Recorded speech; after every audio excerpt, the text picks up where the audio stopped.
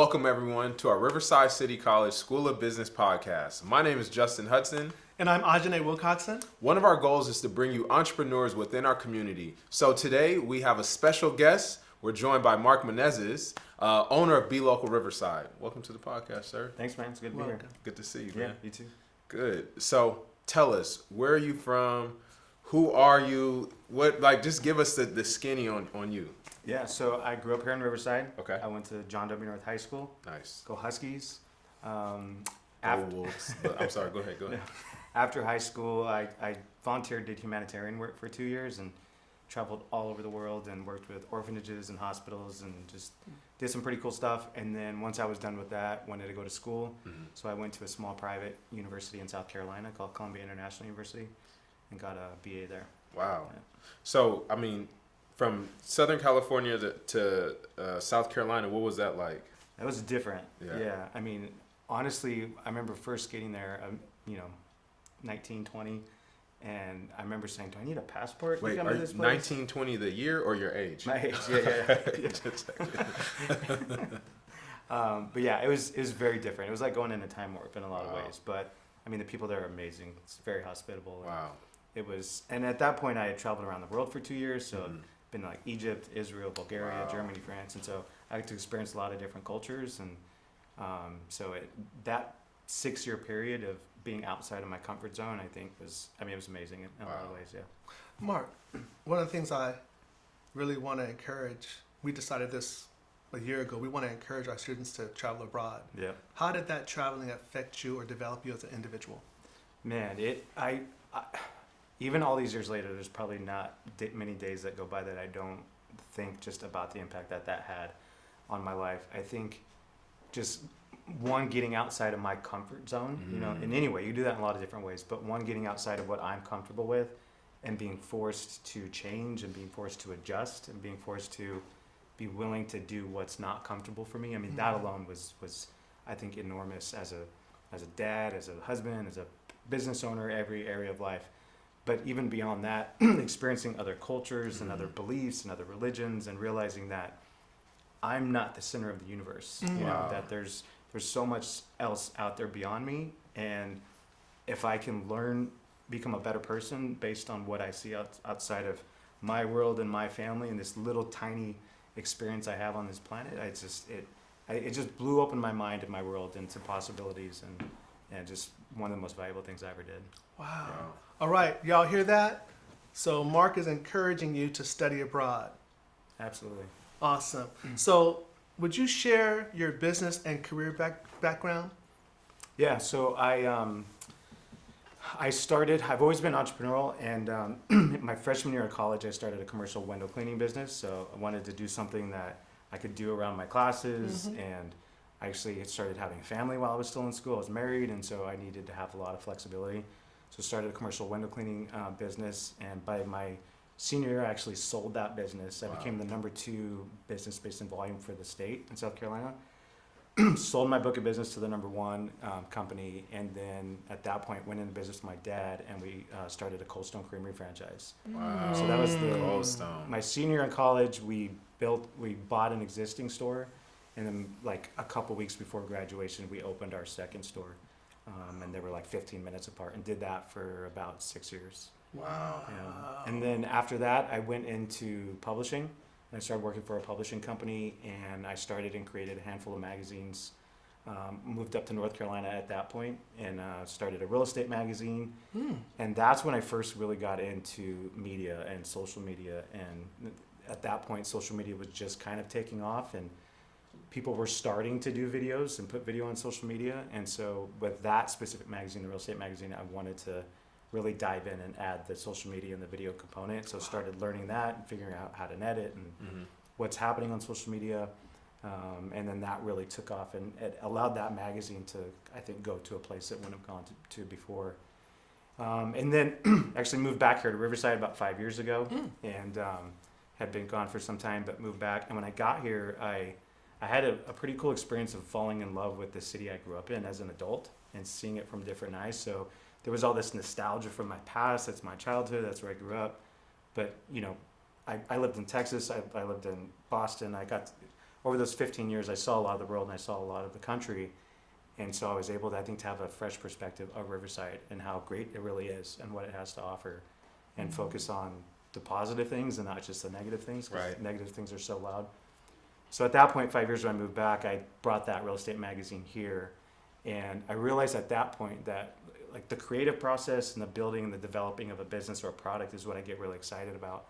But I hadn't had experience where, like, I love that part, but I hadn't had experience up until that point where I was passionate, excited about the actual content of what I was creating. Love the process, but the actual thing I was creating, was indifferent about for the most part. So I wanted to do something for Riverside. So having that, falling in love with my city and the people and the businesses here, and having that background of publishing and social media and video, and wanted to just bring all those things together, and then that's what kind of created Be Local Riverside, what I'm doing now. Wow. So kind of going back, so with the magazine, did you intern for any other magazine companies? Like, how did you develop the skill sets to develop this magazine? So there's a publishing company called Into Publishing based out of North Carolina, and they have over 1,000 different magazines and I think 6 different products. And so I started working for them, and it was almost like a conveyor belt then. It's actually turned into a franchise where it's a franchise product that you own through them. Wow. So they have, just like any franchise, they have all the back end from helping you with the designers. And so working with them, I was able to really learn that whole process. Yeah. And at one point I was publishing 5 different magazines with them. Wow. And had a whole team from writers and photographers that I was running. Wow. And I think it's great he's sharing that, because last week our guest talked about how if there's something that you want to do, a business you want to start, work in that industry, and you did exactly that. Yep. Wow. So now here you are in this present time, back in Riverside. You created this new project to highlight Riverside. So what was that like when you first got started? So it was interesting. In starting it, the goal was the magazine, right? To put out Be Local Riverside magazine. And I wanted to kind of flip it on its head. Because right now, typically what a business will do is, let's start this product or this service, figure it out, and then we'll figure out the social media. And so I wanted to approach it backwards. And it's like, let's do the social media first. So I spent almost a year building the Instagram and TikTok account and not even mentioning the magazine. Wow. Most people had no idea it was even coming. And so I wanted to build that community and build that foundation. So essentially it's a video version of the magazine, and the magazine's a printed version of the videos and the social media. And the two kind of market each other and play off each other. So by the time we went to print, between TikTok and Instagram, we had almost 40,000 followers between the two platforms. And then the magazine just was able to come in and make a big splash. So it was interesting. And I honestly, I stole that idea from Casey Neistat, who was a vlogger, who was one of the very first vloggers. He was building an app, and he started doing a daily vlog. And the main reason he started the daily vlog was to kind of help this app that they were building over a 2-year period, and most people didn't know. And he ended up selling that company to CNN for like $100 million. Oh, wow. But he built this huge community and following through social media, and then the intention was to bring this product out. So that's kind of where I got the idea and stole it from him. But it was fun. It's been great so far. So leading up to this point, it sounds like you've tried many different things. What did you learn on this journey that helped you today? Man, I would say the biggest thing that I've learned is balance. And I think right now it's so easy for us not to have balance and to just pick like whatever it is, like I'm going to be this way or I'm going to be over here. And the reality of life is life's complicated, and so for me I think I've always had 2 attributes that I've tried to in business try to really develop and hone in. And one is that I typically know what I want. I'm very impatient. Like I know what I want. Like for our magazine, for example, we'll have a layout that we're doing. My photographer will give me maybe 60 or 65 pictures. I need to pick 6 pictures for that layout, and I can pull it up on my screen and go through and be like that one, that one, that one, that one, that one. And then I'll spend the next 20 minutes going back and making sure I made the right decision, and 90% of the time, yep, those are the ones. So I can make that decision and know what's right really quickly. But then the other side of that is also being patient, you know? And so I think the biggest thing I've learned is I spent a lot of years of my career doing things that I didn't necessarily love, right? And our society today especially is like, do what you love and find what you're passionate about and do that thing, which is true. But what is also true is be patient and do what you don't want to do and what you're not willing to do. And those two things seem to contradict each other, but they don't. And when you find the balance of bringing the two of them together, where I mean, I spent 20 years of my career doing something I didn't like. You know, Wow. it wasn't until the last year that I finally did something that I truly love, that I'm super Wow. passionate about. And all those years of being willing to do something I didn't want to do as if I was passionate about it, as if I liked it. Wow. So the biggest thing is just balance and realizing that two things that seem contradictory, when you bring them together, you can really find power and find success in that. Wow. That's wisdom. Yeah. Thank Yeah. you for sharing that. Yeah. Absolutely. Why did you actually start your business?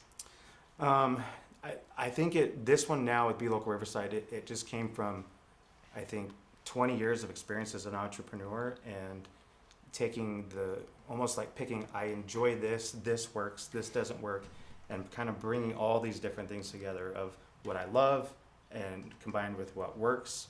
And for me, it was all of those things coming together, my love for the city of Riverside, my love for other business entrepreneurs, my love for the people of the city, my love for connecting people, for helping small business owners succeed and find customers, and doing it in the city I love. And I love media, I love video, I love the creative process. So all of those things coming together, it's that, yeah. Wow.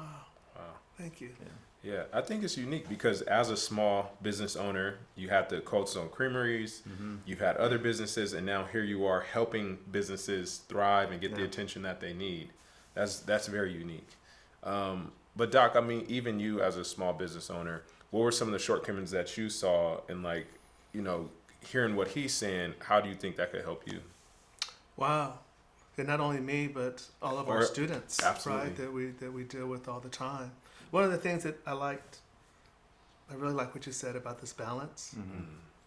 And I'm thinking of some proverbs, actually, the yin and the yang, and chaos. Yep. And it really isn't when you dive into it. There's always a balance to it. Yep. I think it's really easy for those of us that are entrepreneurs to get one-sided. Yeah. And when we get one-sided, we become imbalanced. Yep. And what you said was really good advice. Yeah, So I love thank that you. word chaos because it's living in the middle is living in the chaos. Because Wow. when you go to one extreme, you're going outside, you're going into something that's comfortable. That's right. You're going into something but the chaos exists in the middle because you're trying to pull those two sides together. That's right. Wow. For me, I love living in the chaos. Yeah. Like there were sports growing up. Like if I played soccer and it was like, you know, we need someone to take this kick. Or I was a field goal kicker in high school. It's like 6 seconds left. We're down by 2 points. Yeah. I love being in that chaos. So I think that's part of what helps me to stay there. But Yeah. I think we can learn and develop that ability and skill set too if you don't have it. Of seeing the value of it and then it's a muscle, you know, developing the ability muscle. A muscle. to do it. Yeah. I hope you all really heard what he said. We can't run away from the challenges. We have to put ourselves in the middle of it, and that's when the opportunity presents itself. Yep. Yeah. Thank you. Wow. Now, you know, we're talking about chaos. That's a big thing, but we also need to focus on mental health. So, considering, you know, business owner, you're dealing with the chaos, how do you maintain your mental health? Yeah, I think that's something I neglected for so long. I think fitness is a big part of that, which, you know, I've known that in my head for a long time. And the more physically fit we are, the more mentally fit we're going to be. There's definitely a connection and correlation there.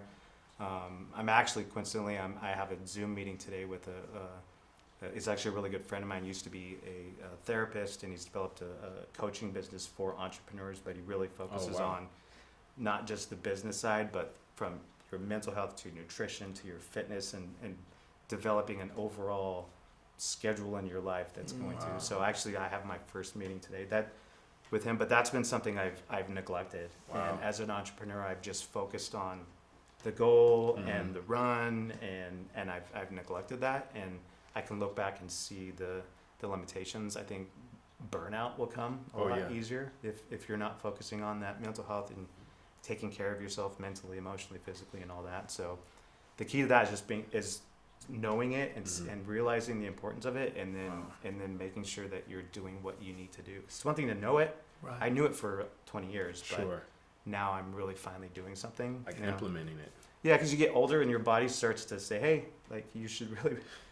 You go from just knowing it in your head to like feeling it. Oh, yeah, this is important. Oh, yeah. He's saying, "Oh yeah, he knows nothing." He's like, yeah, I'm right there. No, last week I was taking a box to my truck, and I sprained my ankle. I stepped wrong and sprained my ankle. Wow. I'm in my 30s, You man. old man. Yeah. So this is. So yeah. Oh yeah. I'm feeling it. But, you know, kind of switching gears a little bit here. Yeah. So when you came in, you were blessed with some Mark Anthony Yeah. by Dr. Ajene. Yeah. So give us one song that is like a theme song, a song that describes your life. Oh man, I would say, I don't know if you know this song, The Distance by the band Cake. That song, so he's going the distance, he's going for speed. There's a line that says, the sun has gone down and the moon has gone up, and long ago somebody left with the cup, but he's driving and driving and hugging the turns. I think that describes me. Like in that song, it's like the race is gone, the crowd's gone home, but he's still going. Like he doesn't care about the crowds, he doesn't care about the trophy or the cup. Like his mission is what I'm doing, and so I think that song would probably best describe me. Well said. I love it. Well I love said. it. On that note, what is one word that you would say describes you and why? Oh man, I hate to say it because it's like saying this word and then it's not true when you say it, but I would say genuine. I'd say probably the word that people Wait. might. Sorry to interrupt. Yeah. Not like the singer, right? No. Oh, okay. No. Just making sure.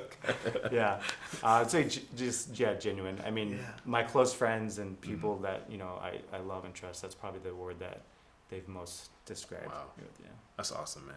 Well said, man. That is. This guy is something else. Well, man, we appreciate you for coming on to the show today. Yeah. You left us with a wealth of knowledge, and I think our viewers, our students would really appreciate that. So, Absolutely. I mean, again, we can't thank you enough for your time, man. So, Thank you. would you mind sharing if our students wanted to check out your work, Yep. where could they find you on the internet? Yes. Yeah, so Instagram or TikTok, they're just Be Local Riverside, BE, and then Local Riverside. You can find me there, and feel free to reach out too if you have any questions. I love connecting with people. I love mentoring, and whether it's a small business or someone that wants to be an entrepreneur. So I run those accounts personally. I check my DMs, so it may take me some time to get back to you, but You'll respond. if you have any questions feel free to reach out. Thank you for being here today, Yeah, Brad. Learned a lot absolutely. from you. Appreciate you. Yeah, thank you. Good Love what stuff. you guys are doing. Thank you, man. Thank you. Yeah. All right. Take care, y'all. We'll see you soon.